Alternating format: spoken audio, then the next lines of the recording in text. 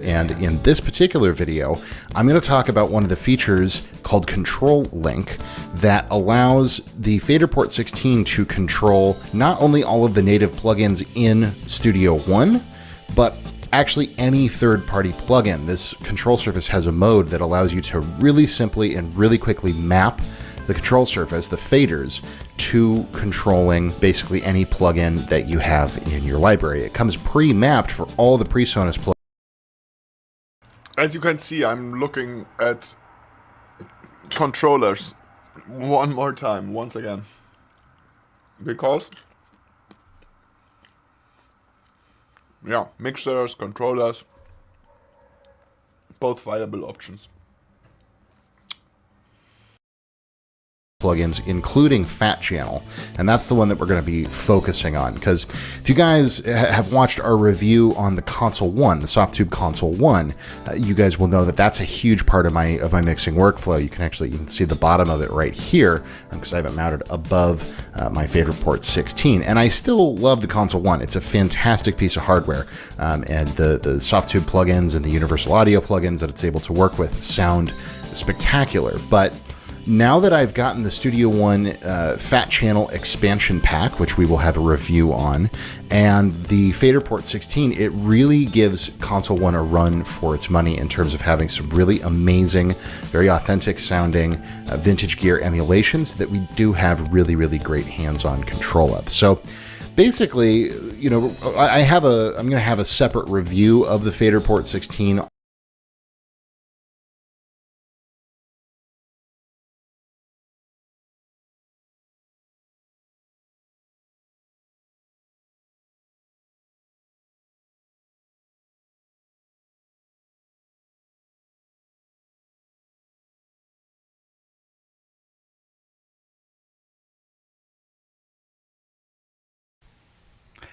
Hi and welcome to the Studio Marco Primo.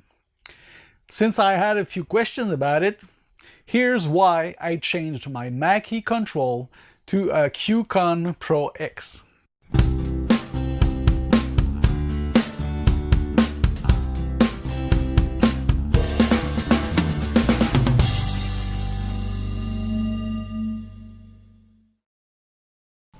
So this is my Mackie control, which I had for a few years.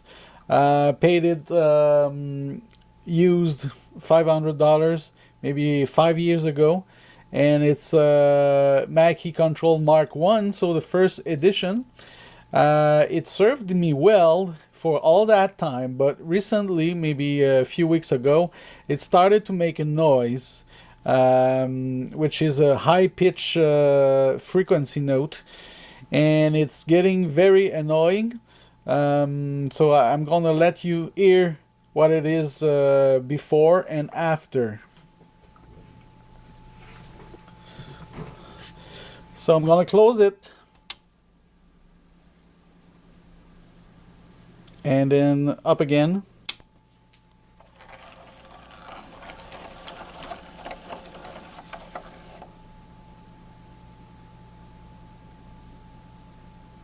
Do you hear the noise? I am recording with the Tascam DR10L, which is this one.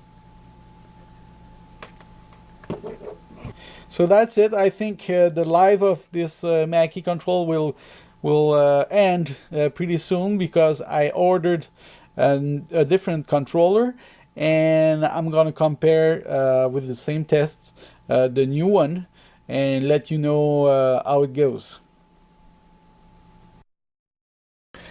All right, this is my new controller, the Icon QCon Pro X. It's a USB device, so you don't need an extra MIDI port.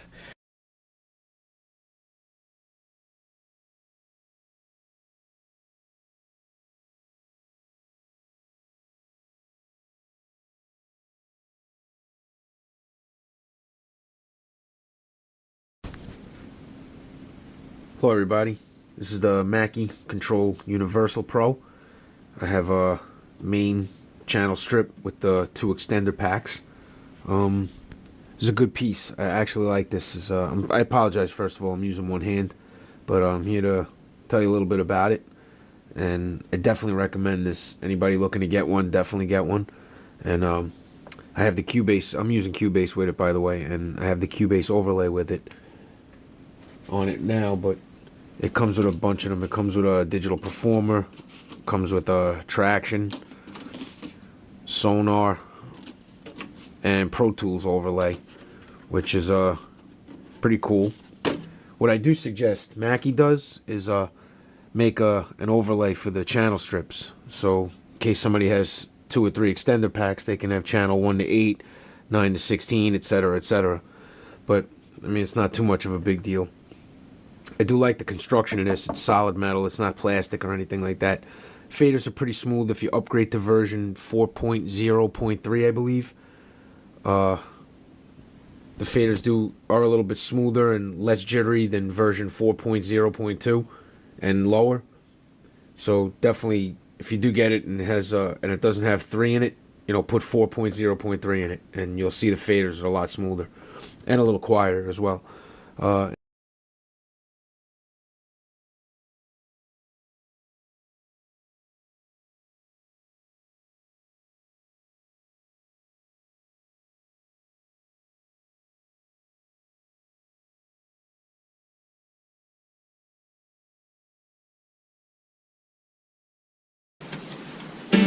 You shake my nerves and you're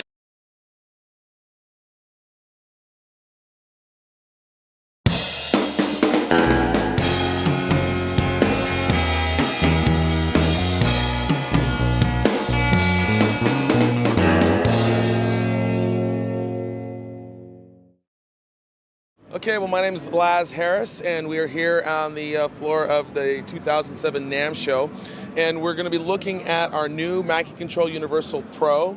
We're calling it it's MCU Pro, C4 Pro, and Extender Pro.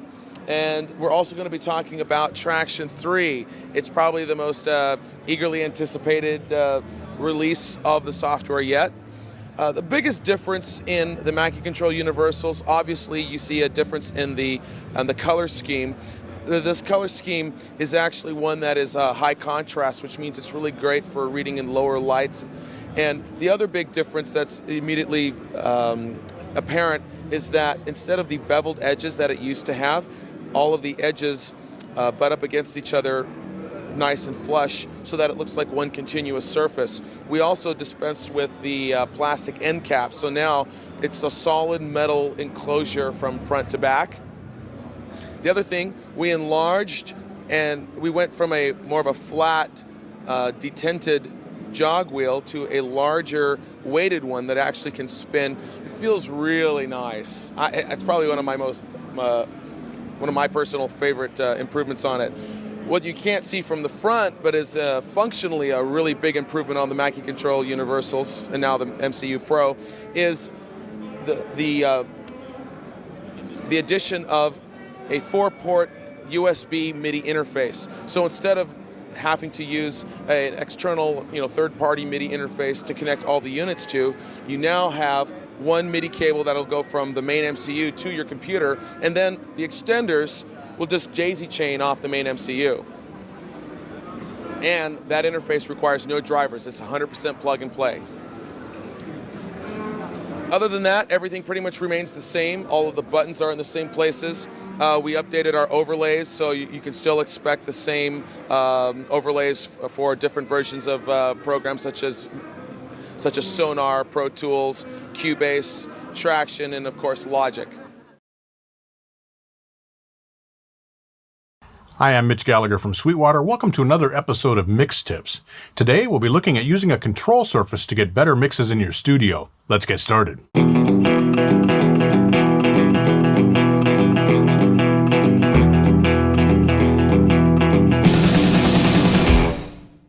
I came up in the world of analog tape and analog mixers, so I'm very used to a hands-on paradigm when I'm mixing.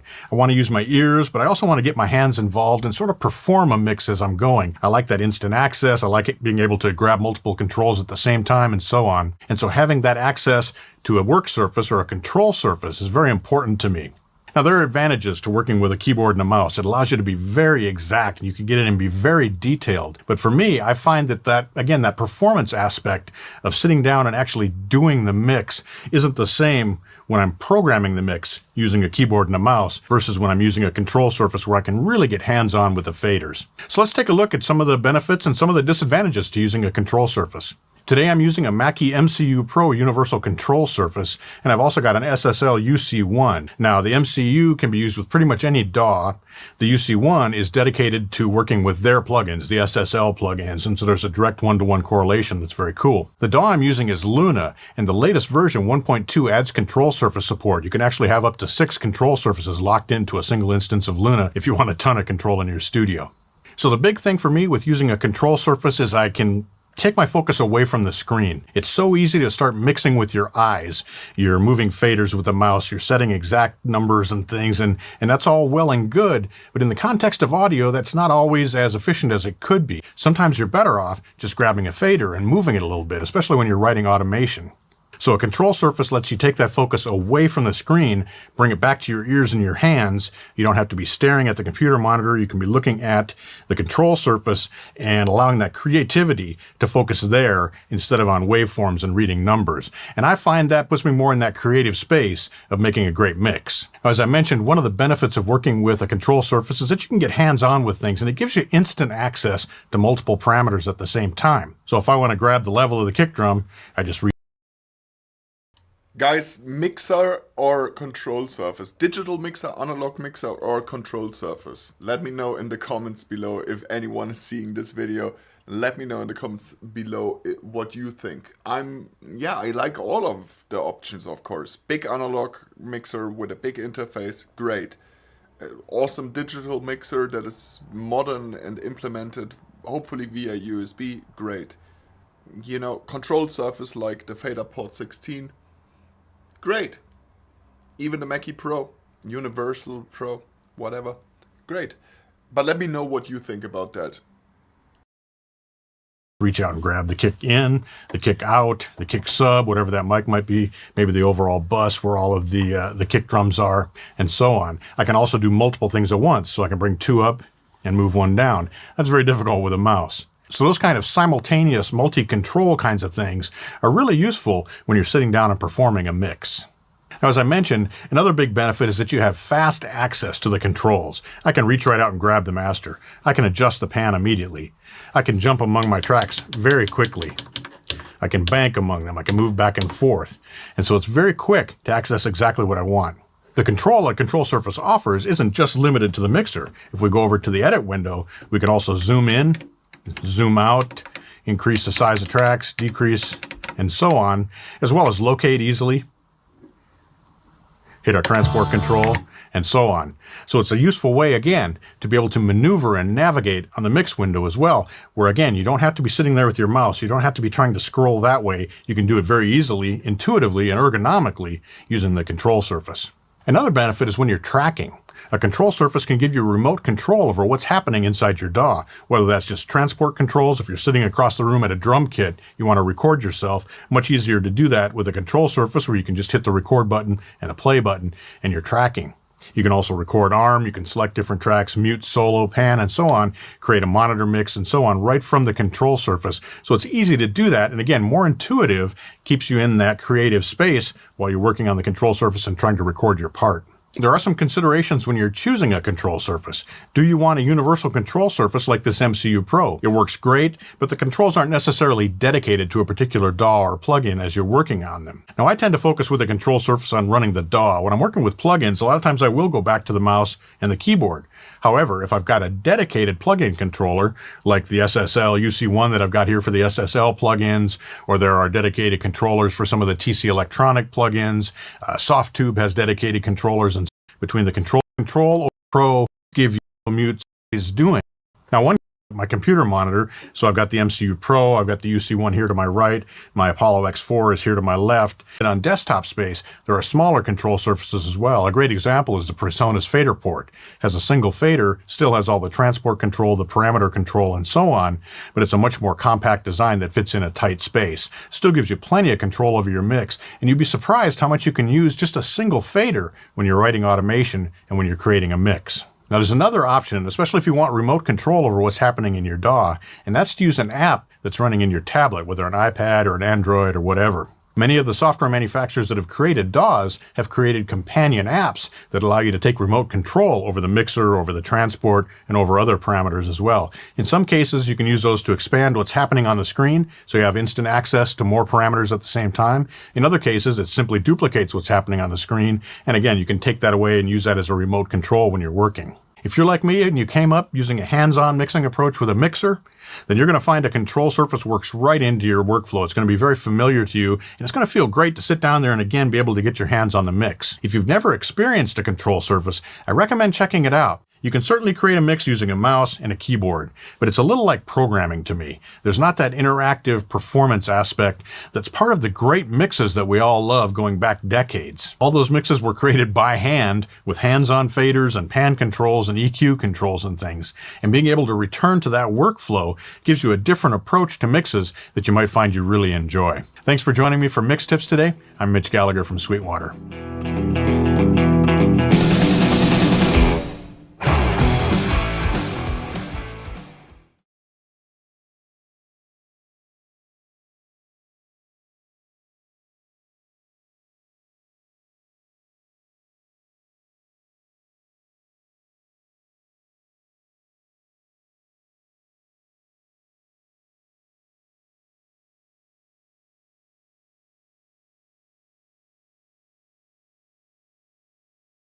Hello everybody, my name is Barry Johns and this is Studio Talk.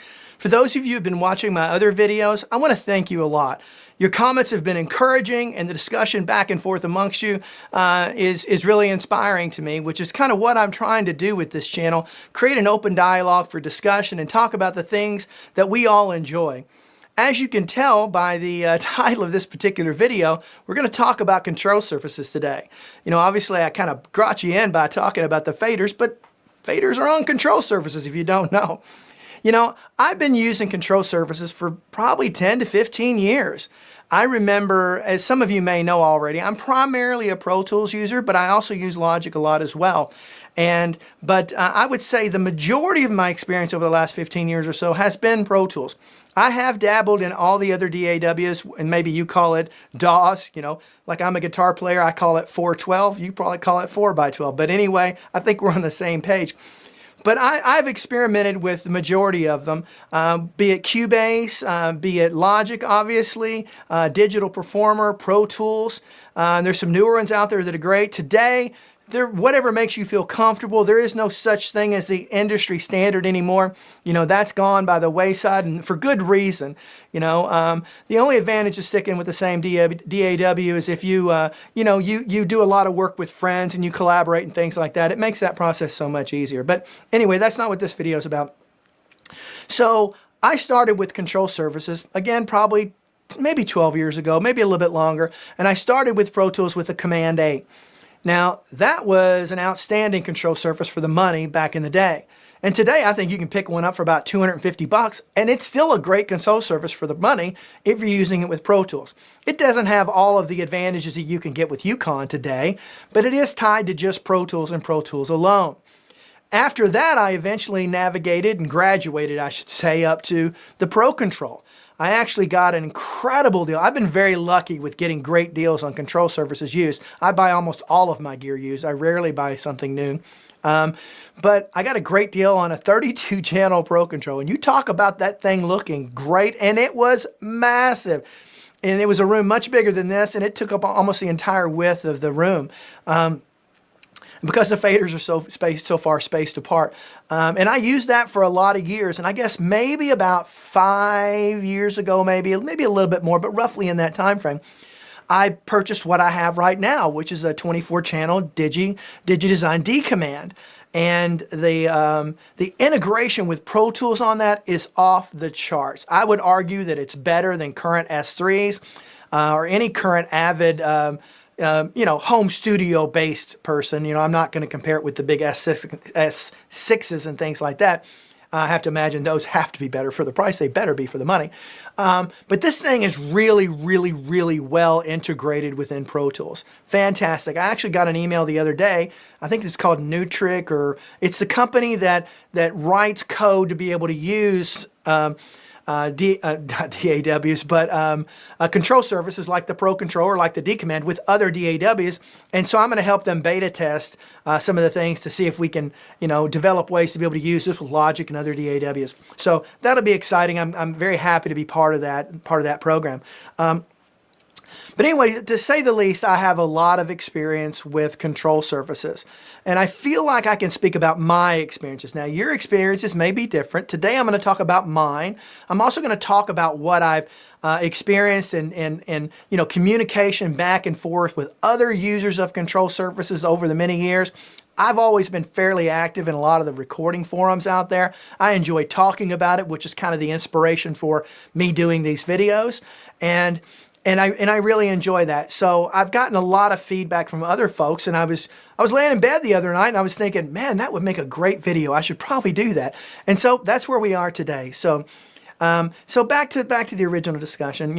Control surfaces, they look amazing. Whether it's an 8-channel, 16-channel, 24, 32, no matter how far you go with it, when you walk into a home project studio and you've got a control surface, it looks great. And for people who don't know anything whatsoever about what we do, it's impressive as all get out. If you're bringing clients into your studio, maybe you're mixing, maybe you're just recording vocals, doing some, overdubs, or, maybe you're doing guitar tracks or bass tracks. A lot of us don't have the space to do drums and things like that, or more importantly, the proper room to really effectively do that. So we limit ourselves to those type of recording. And of course, a lot of us use virtual instruments as well. But when you think about it, when you walk in and see that, man, it's impressive. I'm going to tell you, that thing back there, it is the centerpiece of my studio. It looks fantastic. And it makes me feel good when I walk in just to look at it. If I never used a single thing on it, it looks great, okay? And I happen to got a great deal on that one. I'll share that with you right now real quick. There was a clearinghouse. I guess the studio went out of business out in LA. And I don't think they were used to dealing with music gear. And so they had no idea what they had. And so I bought the main unit, which at the time was going for about $4,500 to $5,000 just for the 8-channel main part of it. And I got it for like $1,700. I couldn't believe it, $1,700. And then as soon as I saw it, I didn't even think about it. I didn't talk to my wife. I did nothing. Buy it now. And I bought it. Then I went back and looked later on that afternoon, and they had the 16-channel expansion pack for $1,100. That was unbelievable. So what do you think I'd do? I hit buy it now. I didn't talk to my wife. I don't think I ever told her that I spent the money. Don't recommend doing that, but that's what I did. And I bought it. And then I got an incredible deal. These things just came at me all of a sudden. Maybe the man upstairs says, hey, we're going to bless your studio, or wherever you look to for that type of thing. It came from somewhere. That's all I got to tell you. There was a post facility. I live in Central Florida, and there was a post-production facility in Atlanta that was selling the Argosy desk that it's in, that's custom made for the Control. It's not the Control 24, but the D Command. And I got it for $500. That thing's like $2,800 if you bought it new when I got it. So I went and I rented a U-Haul trailer, and I drove up to 6 hours up to Atlanta. I packed it in, stayed overnight, and drove it home and set it up in here, and here we are. So I know that doesn't really relate to the conversation, but hey, look out for good deals. So anyway, let's get back on topic. So I've been using control surfaces for